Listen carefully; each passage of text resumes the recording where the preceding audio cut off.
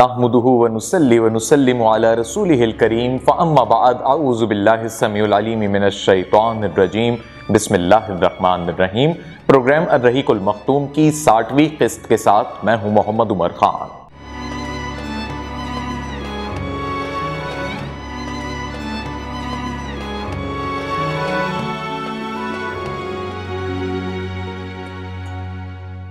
ناظرین کرام، گزشتہ قسط میں ہم نے آپ کو بتایا کہ جس طریقے سے مشرکین نے بدر کے میدان میں دوبارہ سے مسلمانوں سے مارکہ آرائی کرنی تھی، لیکن جب ابو سفیان مشرکین کا یہ قافلہ لے کر مریا زہران کے مقام تک پہنچا تو اس کی ہمت جواب دے گئی، اور اس کے بعد جو سب سے آخری مارکہ آرائی شام کے قریب ایک ایسے گروہ کے ساتھ ایک ایسا معاملہ پیش آیا کہ نبی اکرم صلی اللہ علیہ وسلم جب مسلمانوں کا لشکر لے کر وہاں پہنچے تو دومت الجندل کے نام سے یہ وہ مقام تھا، اور اس کے معنی بھی یہی ہیں کہ ڈر کے بھاگ جانے والے۔ تو یہ وہ لوگ تھے جو ڈر کر بھاگ گئے، اور مسلمانوں کے وہاں پہنچتے ہی اس لیے یہ ڈر گئے تھے کیونکہ نبی اکرم محمد صلی اللہ علیہ وسلم اس خوبصورت حکمت عملی کے تحت وہاں پہنچے تھے کہ دن میں کوئی سفر نہیں کرتے تھے، چھپ جاتے تھے، اور رات میں لشکر یہ سفر کرتا تھا، اور مدینے سے شام تک کا سفر بہت لمبا تھا۔ تو وہ یہ سوچ کر ہی ڈر گئے تھے کہ جو مدینے سے اتنی دور تک اتنی خاموشی سے آ گئے، گویا وہ کتنا بڑا لشکر لے آئے ہوں اور ہمارا کیا حال کریں، ہمارا کیا انجام ہو۔ تو یہ تمام تر جو لٹیرے تھے شام کے قریب آتے جاتے یہ تجارتی قافلوں کو لوٹتے تھے، یہ وہاں سے بھاگ گئے۔ اس کے بعد ناظرین کرام 6 ماہ تک امن و امان کا معاملہ رہا، کوئی جنگ نہیں ہوئی، کوئی سریہ نہیں ہوا، کوئی غزوہ پیش نہیں آیا۔ لیکن اس 6 ماہ کے دوران سن 5 ہجری کے اندر ہی جو بنو نذیر کا ایک پورا قبیلہ تھا یہودیوں کا، وہ خاموش ہو کر نہیں بیٹھا۔ گزشتہ قسطوں میں ہم نے آپ کو بتایا کہ نبی اکرم صلی اللہ علیہ وسلم پر نعوذ باللہ اس قبیلے کے لوگ ایک مکان کی چھت سے ایک بھاری بھرکم پتھر پھینکنا چاہتے تھے۔ اللہ کے رسول کو اللہ نے اس طرح محفوظ رکھا کہ اسی وقت جبریل امی آئے اور آپ کو خبر دی، تو آپ صلی اللہ علیہ وسلم وہاں سے اٹھ کے چلے گئے تھے،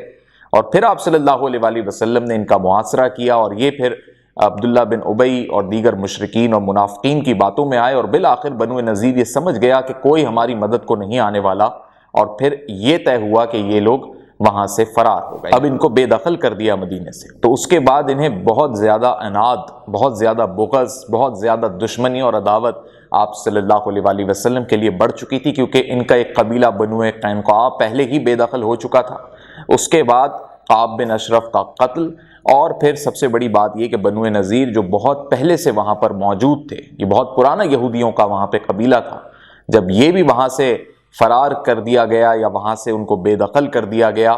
تو پھر ان میں بدلے کی وہ آگ بھڑکی کہ انہوں نے ایک سیاسی حربہ استعمال کیا۔ ناظرین کرام، تقریباً 5 سے 6 مہینے تک بنو نذیر کے لوگ جب وہاں منتقل ہو گئے خیبر کے پاس، یعنی آپ یہ سمجھ لیجئے کہ مدینہ چھوڑ کر چلے گئے، تو یہ خاموش نہیں بیٹھے، بلکہ یہ وہ تمام تر چھوٹے چھوٹے قبائل جو مسلمانوں کے خلاف تھے، بالخصوص اس میں سب سے بڑا دشمن مسلمانوں کا اس وقت مکہ میں موجود مشرکین کا تھا، اہل قریش کا تھا، تو انہوں نے اپنے جو ڈیلیگیشن ہوتے ہیں، وفود ہوتے ہیں، وہ بھیجے، اور وہ جا کر سیاسی طور پر ایک قسم کا ذہن بناتے تھے لوگوں کا، اور نہ صرف ذہن بناتے تھے بلکہ جنگ کے لیے انہیں آمادہ کرتے تھے۔ تو اسی طریقے سے 20 افراد کا بنو نذیر کا ایک وفد جو ہے وہ پہنچا مکے میں، اور وہاں پر پہنچنے کے بعد انہوں نے قریش کو اس بات پر آمادہ کیا کہ مسلمانوں کے ساتھ جنگ کی جائے، اور اس جنگ کے اندر اہل یہود نے ان کو کچھ سیاسی چالیں بتائیں، لیکن ان کا بنیادی مقصد یہ تھا کہ یہ پیچھے رہیں اور یہ دیگر قبائل جو ہیں مسلمانوں پر ٹوٹ پڑیں۔ تو جس نقطے پر انہوں نے آمادہ کیا وہ نقطہ یہ تھا کہ انہوں نے اہل قریش کو یہ یقین دلایا کہ ہم باقی دیگر قبائل جو مسلمانوں کے خلاف ہیں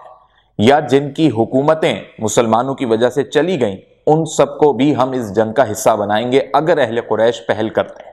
اس پر ابو سفیان مان گیا، اور اس نے کہا کہ ٹھیک ہے، اہل قریش کی جانب سے مسلمانوں پر جنگ کی جائے گی۔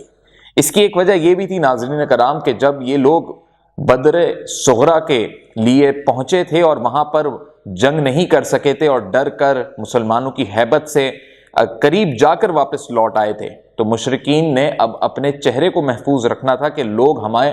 برا نہ سمجھیں، ہمیں کمتر نہ سمجھیں، ہمیں بزدل نہ سمجھیں، تو لہٰذا انہوں نے کہا کہ اس طرح ہم نے جو وعدہ کیا تھا کہ دوبارہ 1 سال بعد بدر کے میدان میں ملیں گے، تو چلو بدر نہ صحیح، مسلمانوں کے خلاف ہم ایک مرتبہ پھر معرکہ آرائی تو کر لیں گے۔ اور اس دفعہ کفار کو، بالخصوص مشرکین کو، یہ دکھائی دے رہا تھا کہ اگر اتنے سارے قبائل ایک ساتھ مل کر مسلمانوں کے خلاف جنگ کریں گے تو فتح جو ہے وہ مشرکین کو ہوگی، لہٰذا ابو سفیان نے کہا کہ ان تمام قبائل کی جتنی فوجیں لشکر جمع ہوں گے ان سب کا جو سپہ سالار ہوں گا وہ میں بنوں گا۔ تو اس کو یہ بھی خیال تھا کہ اس دفعہ تو مسلمانوں کو ہم شکست دے ہی دیں گے کیونکہ ایک بہت بڑی تعداد جمع ہوگی۔ اس کے بعد یہودیوں کا یہ وفد بنو عظفان پہنچا، یہ وہی لوگ ہیں جنہوں نے صحابہ کرام کو شہید کیا تھا، اور یہاں پہنچ کر بھی انہیں جنگ پر آمادہ کیا، اور ناظرین کرام جس قبیلے کے پاس یہودیوں کا یہ وفد جا رہا تھا وہ سب کے سب راضی ہوتے جا رہے تھے، یعنی مسلمانوں سے بغض اور دشمنی اتنی زیادہ تھی ان تمام تر لشکروں کو، ان تمام تر قبائل کو، کہ سب نے حامی بھر لی، اور سب کو ایک بڑی اچھی چیز یہ دکھائی دے رہی تھی اپنے لیے کہ یہ اکیلے نہیں ہوں گے، اتنے سارے لوگ مل کر جب مسلمانوں پر دھاوا بولیں گے تو یہ مدینے پر قبضہ جما لیں گے۔ تو مریہ زہران بھی یہ لشکر پہنچا ان کا، بنو سلیم کے لوگ بھی اس میں شامل ہو گئے، اور آپ یہ سمجھ لیجئے کہ اس کا سپہ سالار اعلیٰ تو ابو سفیان بن گیا، لیکن تمام قبائل کے لشکر کے افراد کی تعداد ملا کے یہ تعداد 4000 پہ پہنچ گئی۔ یعنی اب آپ سمجھیں کہ مسلمانوں کے خلاف جو لوگ لڑنے کے لیے آمادہ ہیں، تیار ہیں، ان کی تعداد 4000 پہنچ گئی، اور اس میں بنو غطفائی کا قبیلہ فزارہ کے نام سے بھی ہے، مرہ کے نام سے بھی ہے، اور اشجع کے نام سے بھی، یعنی ان کی شاخیں تھیں ان قبائل کے، تو وہ سب شامل ہوئے۔ پھر اسی طرح ان قبائل کے جو سپہ سالار تھے وہ سب اپنے اپنے دستوں کو لے کر جمع ہونے لگ گئے، اور بالآخر میں بنو اسد کا بھی ایک قبیلہ جو ہے وہ اس میں شامل ہو گیا، اور اس میں پھر ایک اور قبیلہ جو بنو اشجع کا میں نے آپ کو بتایا جو کہ شاخ تھی بنو غطفائی کی۔ تو یہ تمام تر قبائل مل ملا کے تقریباً 4000 ایسے جنگجو تیار ہو گئے، مشرکین کے جانب سے بھی، ان تمام تر قبائل کی جانب سے بھی، اور کچھ اس میں یہودیوں کے بھی لوگ شامل ہوئے کہ انہوں نے کہا کہ ہم مسلمانوں سے لڑیں گے۔ ہوا یہ کہ جب یہ آگے بڑھے تو آگے بڑھنے کے بعد ناظرین کرام ایک بہت اہم بات یہ کہ اس لشکر میں نجدی بھی شامل ہو گئے، یعنی 4000 کا تو یہ لشکر تھا ہی تھا، لیکن جب اس میں نجدی شامل ہوئے اور اس کے علاوہ ایک اور قبیلہ اس میں اپنی تمام تر فوج کو لے کر شامل ہوا تو کہا جاتا ہے کہ اس لشکر کی تعداد تقریباً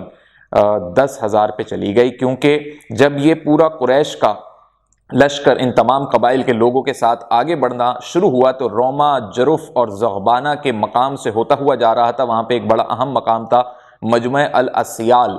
یہ عرب کی ایک جگہ تھی، یہاں پر یہ خیمہ زن ہوئے، اور یہیں پر پھر بنو غطفان اور جو نجدی تھے جن کو مسلمانوں نے بھگا دیا تھا لیکن یہ سب واپس جمع ہوئے، تو یہ 6000 کی تعداد میں جمع ہوئے، 4000 کا وہ لشکر، تو کل ملا کے یہ اندازہ لگایا جا سکتا ہے کہ 10,000 کے قریب یہ لشکر تیار ہوا۔ اور جس جگہ پہ اور جس حساب سے اب یہ جنگ ہونے جا رہی ہے، تاریخ میں اس جنگ کو غزوہ خندق کا نام دیا جائے گا، اور ساتھ ہی قرآن مجید میں جس صورت میں اس کا ذکر ہے وہ سورہ احزاب ہے، غزوہ احزاب بھی اس جنگ کو کہا جاتا ہے۔ جب یہ لشکر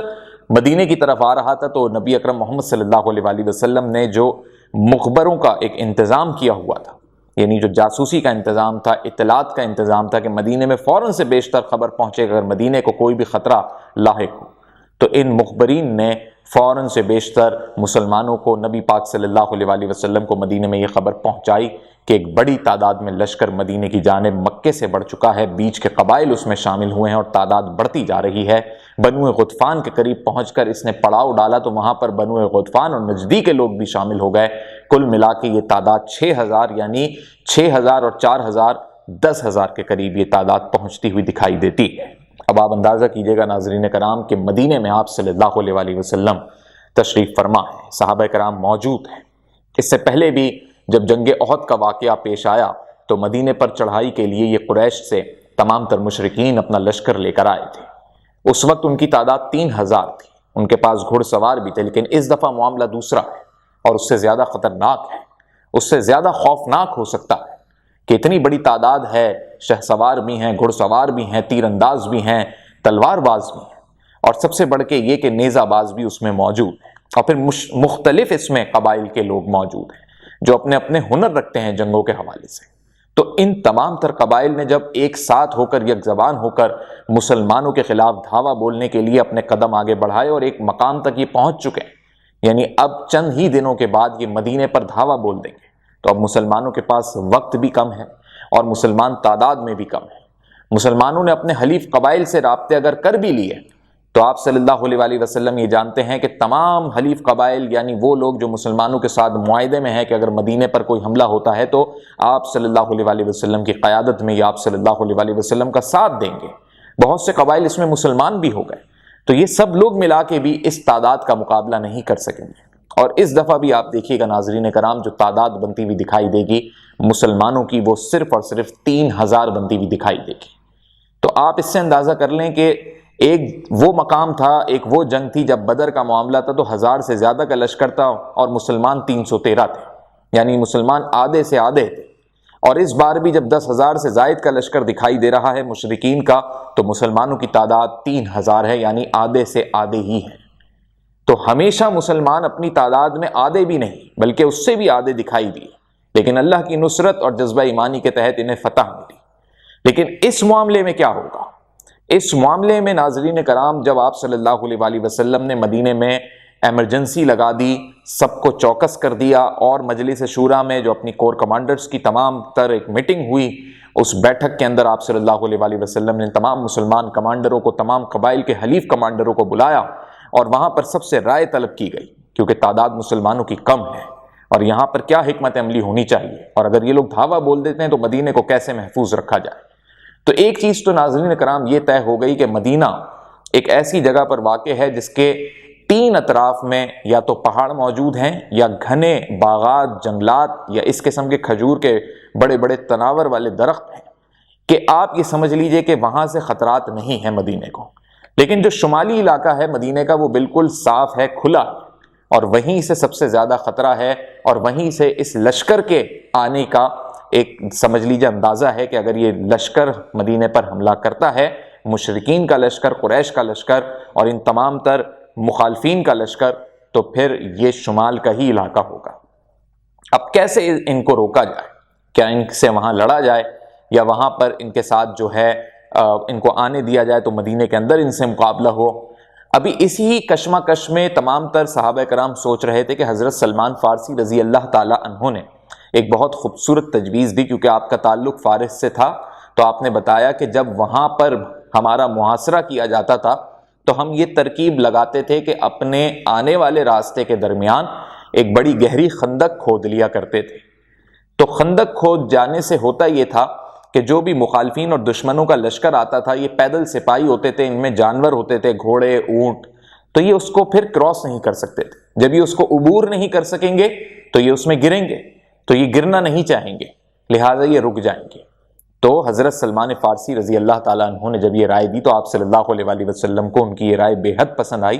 اور جتنا کم وقت تھا، اب یہ مسلمانوں کے لیے چیلنج تھا کہ اتنے کم دنوں کے اندر مسلمان وہ علاقہ جو مدینے کے شمالی علاقہ ہے جہاں سے کفار کا لشکر آ سکتا ہے اور آئے گا، تو اس جگہ پر خندقیں کھودنی تھیں۔ ناظرین کرام، کم وقت میں خندق کھودنا، اور ناظرین کرام یہ جو عرب ہے، عرب کی زمین بڑی گرم ہے، آپ اس سے اندازہ لگا لیجئے کہ 5 ہجری کا یہ مہینہ شوال کا لگنے والا ہے، اور اسی شوال کے مہینے میں یہ جنگ ہونی ہے۔ اب اس جنگ کے ہونے سے پہلے خندقیں کھودنی ہیں صحابہ کرام کو، مسلمانوں کو، اور خود نبی پاک صلی اللہ علیہ وآلہ وسلم اس خندق کے کھودنے میں پیش رہے۔ تو 1000 کے قریب افراد مسلمان صحابہ کرام اس میں شامل رہے، انہوں نے خندقیں کھودنے کا آغاز کیا۔ آپ صلی اللہ علیہ وآلہ وسلم نے تمام صحابہ کرام کو یہ حکم دیا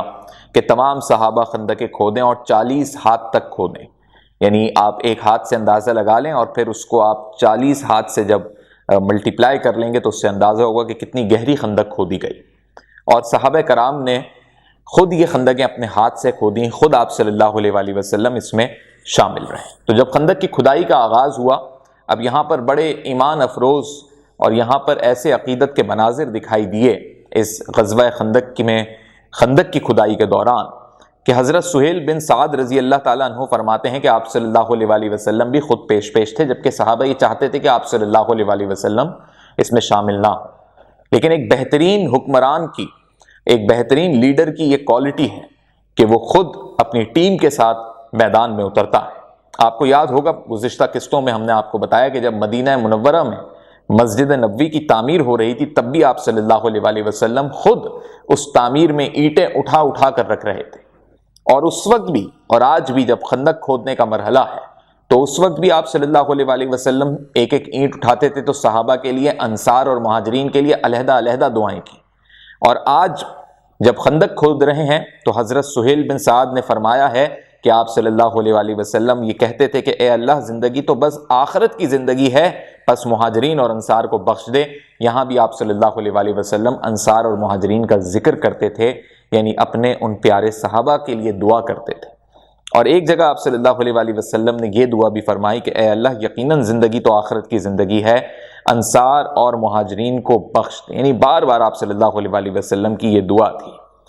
صحیح بخاری میں بھی ایک روایت ہے حضرت برہ بن عازب رضی اللہ تعالیٰ عنہ سے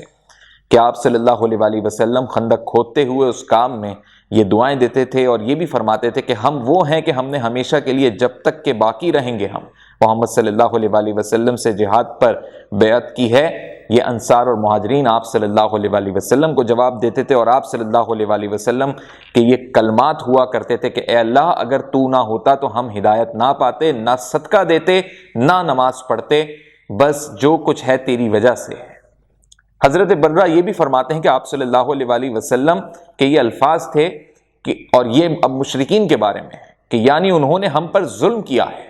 اگر وہ ہمیں فتنے میں ڈالنا چاہیں گے تو ہم ہرگز سر نگوں نہ ہوں گے، یعنی ہم جھکیں گے نہیں، ہم ان کا مقابلہ کریں گے، ہم ان سے جہاد کریں گے۔ اللہ کا یہاں پر اللہ کا نبی شکر بھی ادا کر رہا ہے، اور اللہ کا نبی اپنے مہاجر اور انصار صحابہ کے لیے خوب دعائیں کر رہے ہیں۔ لیکن ناظرین کرام، یہ سخت محنت کا کام ہے، اور اس سخت محنت کے کام میں ابھی مدینے کے اندر لوگوں کی معاشی حالت اتنی بہتر یا اتنی اچھی نہیں ہے کہ ان کے پاس اناج اور غلہ بہت زیادہ وافر مقدار میں ہو، یا یہ جو مشقت کا کام صحابہ کرام کر رہے ہیں تو اب انہیں بھوک بھی لگے گی، اب ان کی جو زندگی ہے، اب ان کا جو پورا جسم ہے وہ زیادہ خوراک کا مطلوب ہو جائے گا۔ اور یہی ہوا ناظرین کرام کہ بھوکے پیٹ صحابہ کرام نے خندقیں کھودی ہیں۔ تو گویا یہ وقت آ گیا صحابہ کرام پہ کہ انہوں نے اپنے پیٹ پر پتھر باندھنا شروع کر لیے تاکہ انہیں بھوک کا احساس نہ رہے۔ اب اس وقت یہ ہوا کہ جب کچھ دن گزر گئے خندق کھودتے کھودتے، خوراک کا کم سے کم انتظام تھا، یعنی بہت کم، لوگوں کی تعداد زیادہ تھی،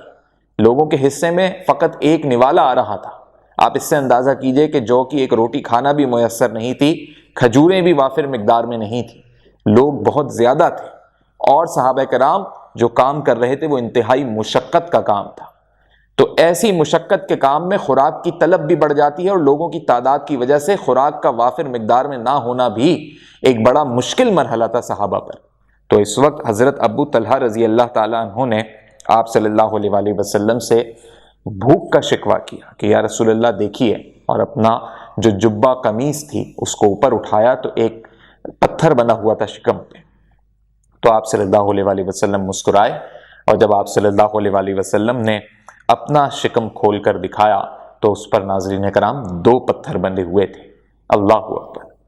وہ نبی پاک محمد صلی اللہ علیہ وآلہ وسلم جسے اللہ نے رحمت للعالمین کہا، جس کے لیے تمام جہان بنائے، جس کی وجہ سے پوری کائنات کی خلقت ہوئی اور تمام جہانوں اور کائنات کی خلقت ہوئی۔ اس دنیا اور کائنات اور ان تمام جہانوں میں ابد سے ازل تک جو کچھ ہے اسی محمد صلی اللہ علیہ وآلہ وسلم کے لیے ہے، اور اسی کی وجہ سے ہے۔ یعنی آپ صلی اللہ علیہ وآلہ وسلم نہ ہوتے تو کچھ بھی نہ ہوتا۔ اور وہی نبی پاک محمد صلی اللہ علیہ وآلہ وسلم جو خود کئی روز سے بھوکے ہیں، جنہوں نے خود کچھ نہیں کھایا، اور صحابہ نے تو چلیں ایک پتھر باندھا ہے، یہاں نبی نے 2 پتھر باندھے ہوئے ہیں۔ یعنی آپ اس سے اندازہ کیجئے، یعنی آپ اس بات سے اندازہ کیجئے کہ نبی پاک محمد صلی اللہ علیہ وآلہ وسلم کی اس وقت بھوک کی وجہ سے کیا حالت ہوگی، کیا کیفیت ہوگی، کہ پیٹ کتنا اندر چلا گیا ہوگا کہ قمیص کے اندر 2 پتھر باندھے ہوئے ہیں اور وہ محسوس بھی نہ ہو۔ اور جب آپ صلی اللہ علیہ وآلہ وسلم نے اپنا شکم کھول کے دکھایا تو صحابہ کی آنکھوں میں آنسو جاری ہو گئے۔ یہاں پر حضرت جابر بن عبداللہ نے نبی پاک صلی اللہ علیہ وسلم سے جب یہ تمام تر معاملات محسوس کرتے ہوئے ایک تجویز رکھی کہ میرے پاس ایک بکری کا بچہ ہے، اور خود ان صحابہ سے نبی کی یہ صورتحال نہیں دیکھی جا رہی تھی، حضرت جابر برداشت نہیں کر پا رہے تھے کہ چلو ہم تو بھوکے رہیں سو رہیں، نبی پاک صلی اللہ علیہ وسلم جو اتنے دن ہمارے ساتھ لگاتار ہمارے ساتھ لگے ہوئے ہیں خندق کی کھدائی میں، بس صرف نماز کے لیے بیچ میں وقت مل رہا ہے، خوراک کا بہتر انتظام نہیں ہے، تو انہوں نے یہ تجویز رکھی اور آپ صلی اللہ علیہ وسلم سے تنہائی میں یہ بات کہی کہ ایک بکری کا بچہ میرے پاس ہے، میں اسے ذبح کر دیتا ہوں اور اپنی بیوی سے کہتا ہوں کہ وہ پکا دے، اور کچھ جو موجود ہے جو تقریباً 2.25 کلو یا 2.5 کلو کے قریب ہے، تو آپ صلی اللہ علیہ وسلم تشریف لائیں ہمارے گھر پہ، لیکن یہ تھوڑا سا ایسا معاملہ رہے کہ اتنے زیادہ صحابہ ہیں، سب کے علم میں نہ جائے، اور جسے آپ بہتر سمجھیں اس کو ساتھ لے آئیں کہ اتنی ہی خوراک ہے اس کے حساب سے سیر ہو کے کچھ لوگ کھا لیں۔ یعنی حضرت جابر کے ذہن میں یہ تھا کہ جو نبی پاک صلی اللہ علیہ وسلم چاہیں گے جس کو، ان کو اپنے ساتھ لے کر آ جائیں اور آپ صلی اللہ علیہ وسلم بھی سیر ہو کے کھا لیں۔ کافی دن سے آپ کھدائی میں لگے ہوئے ہیں، صحابہ بھی لگے ہوئے ہیں، تو جسے آپ صلی اللہ علیہ وسلم بہتر سمجھیں لے آئیں، اتنا ہمارے پاس مقدار میں موجود ہے، خوراک کا انتظام ہے، کھانا بن جائے گا تو کچھ کھا لیں گے، کچھ توانائی آ جائے گی۔ اللہ اکبر! یہاں پر آپ دیکھیے گا کہ اللہ کیسے کیسے اپنے ایمان والوں کی، اپنے مومنین کی مدد کرتا ہے۔ یہاں اللہ رب العزت نے اس طرح سے مدد فرمائی کہ اس خوراک میں، اس کھانے میں اتنی برکت ڈال دی کہ نبی پاک صلی اللہ علیہ وسلم تو جانتے تھے، تو گویا آپ صلی اللہ علیہ وسلم حضرت جابر کے گھر اس بکری کے بچے کو ذبح ہونے کے بعد کی کیا دعوت ہوگی، کتنا گوشت نکلا ہوگا، کتنے افراد کھا لیں گے، آج کے دور میں کتنے افراد کھا لیں گے، وہ بھی وہ لوگ جو کئی دن سے مشقت کا کام کر رہے ہیں، یعنی بہت زیادہ بھوک میں ہوں۔ تو آپ صلی اللہ علیہ وسلم 1000 لوگوں کو لے کر آ گئے، یعنی تمام صحابہ کو لے کر آ گئے۔ حضرت جابر دیکھ کر پریشان ہو گئے، اب کچھ کہہ بھی نہیں سکتے، نبی ہیں۔ حضرت جابر کی اہلیہ پریشان ہو گئی کہ جو آٹا گوندا ہوا ہے، یعنی جو کا، پسے ہوئے جو کا جو آٹا بنایا ہوا تھا، ان کو دیکھ کے تو یہ اندازہ ہو رہا ہے کتنے افراد کھا لیں گے، یا جو بکری کا بچہ ذبح کیا ہے، بچہ ہی تو ہے، اس کے گوشت کو کتنے لوگ کھا لیں گے۔ اب ہنڈیاں تو بنی رکھی ہے ناظرین کرام، 1000 صحابہ کرام آ کر جمع ہو گئے، اور آپ صلی اللہ علیہ وسلم نے کہا کہ، یعنی آپ صلی اللہ علیہ وسلم نے ہدایت دی کہ اب روٹیاں بنائی جائیں۔ تو حضرت جابر کی اہلیہ اسی گندے ہوئے آٹے میں سے نکالتی، پیڑا بناتی اور روٹی بنانا شروع کر دیتی، اور وہ جو ہانڈی تھی اس کو مکمل نہیں کھولا گیا، بلکہ اسے آدھا کھولا گیا، اور چمچے سے اس میں سے جو سالن پکا ہوا تھا گوشت کا وہ نکالا جاتا، یہاں سے روٹیاں آنا شروع ہو جاتی، وہاں سے سالن نکالا جاتا، اور صحابہ کرام کے سامنے جو تھال ہوتے ہیں اس میں رکھ دیا جاتا، یعنی ایک تھال میں زیادہ سے زیادہ جتنے صحابہ کھا سکتے ہیں وہ سب کھائیں۔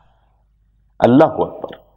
اللہ کی کتنی بڑی شان ہے، اللہ ذوالجلال والاکرام ہے کہ ناظرین کرام، کہ اس ہانڈی میں سے گوشت ختم نہیں ہوا، اور 1000 کے قریب جتنے صحابہ کرام تھے انہوں نے سیر ہو کر کھانا کھایا، یعنی سب ہی بھوک میں تھے،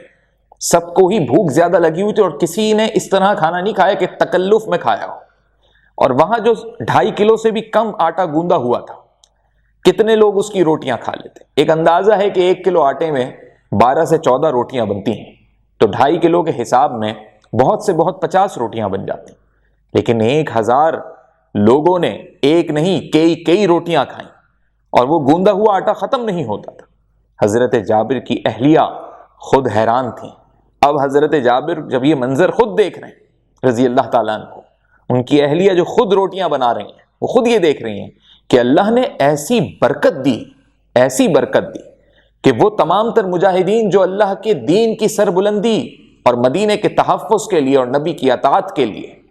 جنگ کے لیے خندق کھود رہے ہیں، اللہ نے ان کے رزق کا بندوبست اپنی جانب سے کیا، اور اس کم مقدار کے گوشت میں اور اس 2.5 کلو کے آٹے میں اتنی برکت ہو گئی کہ 1000 کے قریب صحابہ کرام نے سیر ہو کر بھرپور طریقے سے اپنی خوراک لی، کھانا کھایا، اللہ کا شکر ادا کیا، اور یہ راز ہی رہا، یعنی اس وقت یہ بات کسی کو معلوم نہیں ہوئی، بعد میں حضرت جابر رضی اللہ تعالیٰ عنہ نے اس بات کو روایت کیا اور اس بات کو پھر سامنے رکھا گیا۔ تو آپ دیکھیے ناظرین کرام کہ جب ہم اللہ کی راہ میں کوئی کام کرتے ہیں، بظاہر ہمیں دنیا میں مشکلات دکھائی دیتی ہیں، اس سے بڑی کیا مشکل ہوگی کہ خوراک کا انتظام ہی نہ ہو۔ آج کے دور کا انسان بھی کیا چاہتا ہے؟ رہنے کو چھت، پہننے کو کپڑا، کھانے کو روٹی۔ یہی انسان کی وہ بنیادی ضروریات ہیں کہ آج کا انسان یہ کہتا ہے کہ اگر یہ سب مہیا ہو جائے تو میں اپنی زندگی کو، اپنی نسلوں کو اللہ کے دین کے لیے وقف بھی کر دوں۔ لیکن معاشی نظام کی وجہ سے لوگ عبادتوں سے بھی غافل ہو جاتے ہیں۔ اس معاشی نظام کی بہتری کے لیے لوگ اپنی اتنی تگ و دو میں لگ جاتے ہیں کہ وہ اپنے آپ کو دین سے اس طرح نہیں جوڑ پاتے جس طرح مسلمانوں کو جوڑنا چاہیے۔ لیکن اللہ یہ فرماتا ہے، بلکہ اللہ یہ کہتا ہے کہ دیکھو، اور یہ سارے واقعات جو نبی کی زندگی میں ہوئے اور بے شمار ایسے واقعات ہیں برکتوں کے، رحمتوں کے، کہ اللہ کہتا ہے کہ میں برکت دوں گا، بس تم کوشش کرو،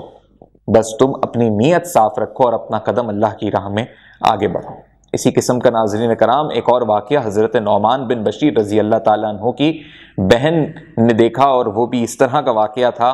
کہ حضرت نعمان بن بشیر کی جو بہن تھیں وہ 2 مٹھی کھجور لے آئیں اسی مقام پہ جہاں خندق کھودی جا رہی ہے۔ 2 مٹھی کھجور کیا ہوگی؟ میں اگر اندازہ اپنی مٹھی کو لیتے ہوئے کر لوں تو میری مٹھی میں بہت سے بہت 12 کھجوریں آ جائیں گی، تو 25 کھجوریں یعنی 2 درجن کھجوریں بھی نہیں ہوں گی۔ اب ناظرین کرام وہ تو لے آئیں کہ جی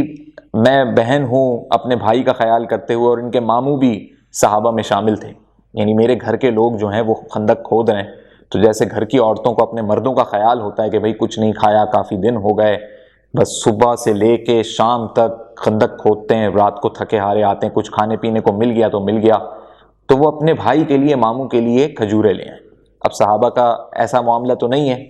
کہ جیسے کسی فیکٹری میں کسی کے لیے کھانا آیا اور بس وہی کھا لیں، جو بھی چیز آئی وہ نبی کے سامنے پیش کر دی گئی کہ یا رسول اللہ یہ چیز گھر سے آئی ہے، مشکل سے 2 درجن کھجوریں بھی نہیں ہیں، تو اب یہ آ گئی ہیں، اب آپ جیسا حکم کریں، آپ بھی کچھ تناول فرمائیں، ہم بھی کچھ کھا لیں۔ آپ صلی اللہ علیہ وآلہ وسلم نے یہاں بھی تمام صحابہ کو مدعو کر لیا۔ پہلے آپ صلی اللہ علیہ وآلہ وسلم نے ایک کپڑا لیا، اس پہ ان کھجوروں کو پھیلایا، بسم اللہ پڑھی، اللہ سے دعا کی، اور پھر تمام صحابہ کو کہا کہ آئیے کھجوریں کھائیے۔ اب کوئی گن نہیں رہا کھجوریں، سب آتے جا رہے ہیں اور کھجور اٹھاتے جا رہے ہیں، کھاتے جا رہے ہیں۔ ناظرین کرام